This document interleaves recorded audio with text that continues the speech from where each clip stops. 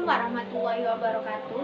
Perkenalkan, nama saya Maulitina Yulis Rohimah dari jurusan Pendidikan Ilmu Pengetahuan Sosial dari Fakultas Ilmu Tarbiyah dan Keguruan. Baik, di sini saya akan mensosialisasikan tentang 5M dan pentingnya vaksinasi. Sebelum itu, saya akan menjelaskan tentang apa sih COVID-19 itu. Nah, mari kita belajar lewat cuplikan video berikut. Beberapa hari yang lalu, Presiden RI, Bapak Jokowi mengkonfirmasi adanya kasus corona di Indonesia. Lalu sebenarnya apa itu virus corona?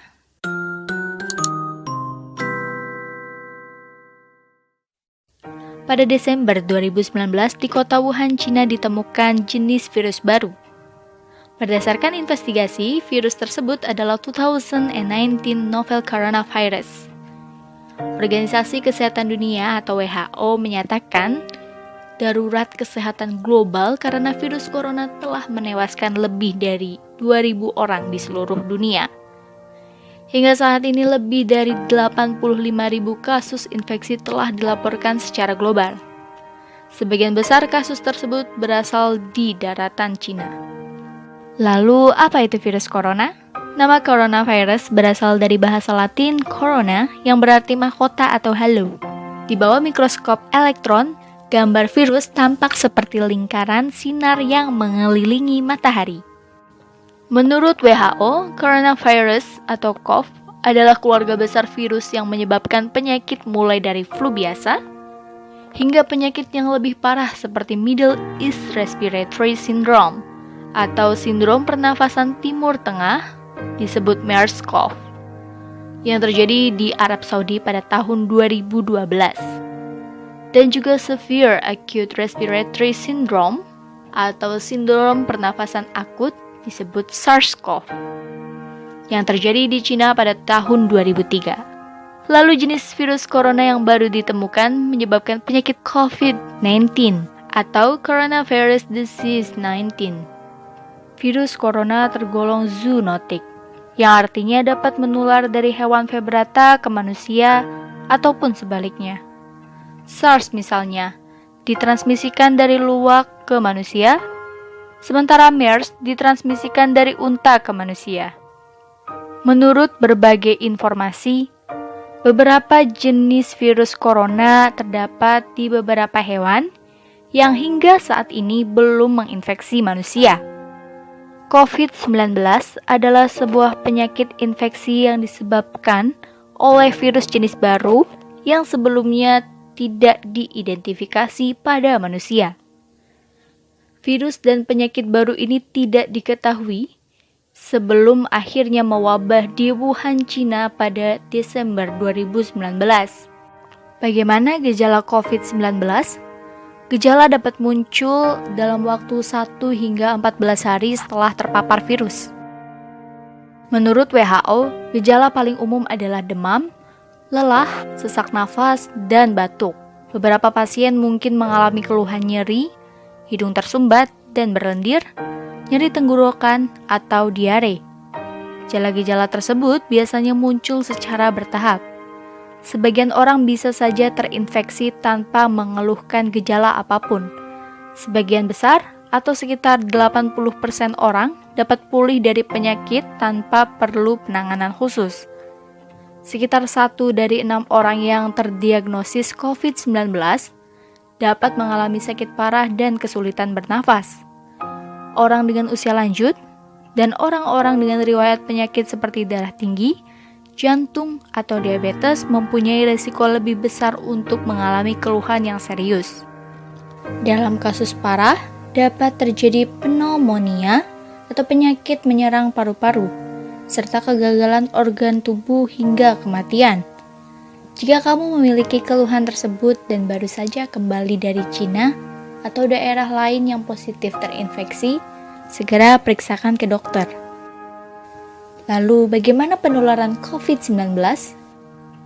Penularan dapat terjadi melalui droplet atau sebagian kecil dari air liur yang ditularkan dari seseorang yang terinfeksi ketika batuk atau bersin. Hingga saat ini masih dilakukan penelitian tentang cara penularan lain dari COVID-19. Nah, video tersebut adalah pengertian dari apa itu virus 19. Pada dampak era pandemi seperti ini, bagaimana cara kita mengatasi virus 19 tersebut? Kita bisa melakukan pencegahan melalui 5M. Apa 5M tersebut? Memakai masker, mencuci tangan, menjaga jarak, membatasi mobilitas, dan menjauhi kerumunan. Bagaimana caranya? Mari kita lihat cuplikan video berikut. Salam! Coronavirus atau yang lebih dikenal dengan COVID-19 adalah virus yang muncul di tahun 2019, lalu menyebar dengan cepat ke seluruh dunia dan menjadi pandemi. Perlu diupayakan langkah sistematis dan tepat untuk menahan laju penyebarannya agar tidak semakin meluas.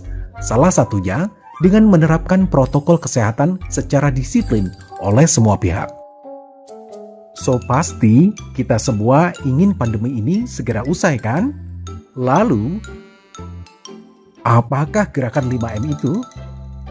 5M adalah gerakan pencegahan COVID-19 yang dicetuskan pada tahun 2020, berisi 5 hal penting yang wajib diterapkan oleh kita semua. Karena kelima hal itu diawali dengan huruf M, makanya dinamakan 5M. Ayo kita cari tahu. Pertama, memakai masker. Ketika keluar rumah, sebaiknya memakai masker. Tidak hanya asal memakai masker loh ya. Oh, no, tidak. Bukan seperti itu cara memakainya. Pasang masker dengan benar. Eits, nggak gitu juga ya. Nah, gitu, baru cakep. Gunakan masker menutup sebagian wajah kita dari dagu sampai menutup mulut dan hidung. Serta pastikan tidak ada celah antara wajah dan masker. Kedua, mencuci tangan. Sebelum memakai masker, sebaiknya terlebih dahulu mencuci tangan dengan bersih ya. Bukan mencuci tangan di ember cucian. Cucilah tangan secara merata di seluruh telapak tangan. Pakailah sabun dan cucilah tangan dengan air yang mengalir. Cucilah tangan sesering mungkin ketika hendak melakukan aktivitas apapun dan dimanapun. 3. Menjaga jarak. Karena suatu urusan yang penting, suatu saat kita terpaksa harus keluar rumah. Nah, yang harus diingat jika kita harus bertemu orang lain adalah tetap menjaga jarak minimal 1-2 meter ya. Tapi jangan terlalu jauh juga gitu kali ya. Hehehe.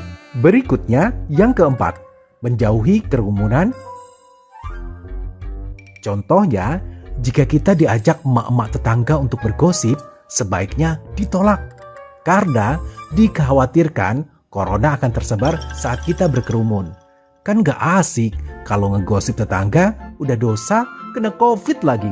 Duh, astagfirullahaladzim, jangan deh. Dan yang kelima, mari kita membatasi mobilitas dan interaksi. Apabila tidak ada kegiatan penting di luar rumah, maka lebih baik di rumah saja. Atau jika memungkinkan, kegiatan dilakukan secara online untuk mengurangi interaksi dan mobilitas. Untuk itulah dicanangkan gerakan 5M sebagai salah satu upaya strategis untuk meminimalisir penyebaran COVID-19 di Indonesia. Nah, dengan adanya video tersebut, prokes 5M, kita bisa menjaga kesehatan dan daya tahan tubuh kita. Tidak hanya itu juga, ada juga pentingnya vaksinasi. Apa itu vaksinasi? Nah, vaksinasi itu sangat penting bagi daya tahan tubuh kita dan juga memiliki banyak sekali manfaat. Mari kita lihat cuplikan video tersebut.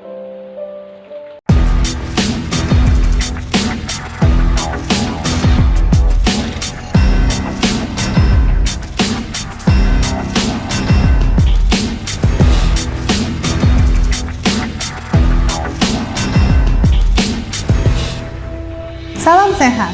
Bapak, Ibu, saudara-saudari sekalian, vaksinasi COVID-19 masih terus berlangsung. Penyuntikan vaksin COVID-19 dilakukan 2 kali atau 2 dosis dengan jarak 2 pekan. Tentunya Anda mungkin bertanya, apa sih yang terjadi setelah divaksin? Bagaimana efeknya dan yang paling sering ditanyakan, seberapa efektif sih vaksin COVID-19 setelah program vaksinasi ini berjalan? Dan untuk lebih jelasnya lagi, saya akan menyapa Direktur Pencegahan dan Pengendalian Penyakit Menular Ditjen P2P Kemenkes, Dr. Siti Nadia Tarmizi.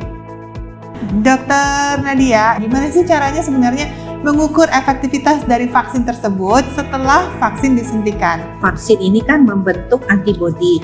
Nah, yang kita ukur antibodi ini adalah yang kita sebut sebagai imunogenitasnya. Jadi kemampuan vaksin tadi membentuk antibodi yang kita harapkan. Kita ketahui dari hasil uji klinis yang dilakukan oleh tim di Unpad bahwa antibodi yang terbentuk dari penyuntikan vaksin Sinovac yang saat ini kita gunakan ini rentang waktunya 28 hari setelah penyuntikan kedua. Karena kita tahu kan vaksin ini perlu 2 kali suntikan ya, penyuntikan pertama, kemudian 14 hari kemudian kita disuntik kembali dan kita menerima dosis kedua. Nah, setelah penyuntikan dosis kedua, 28 hari kemudian baru antibodi itu terbentuk secara optimal.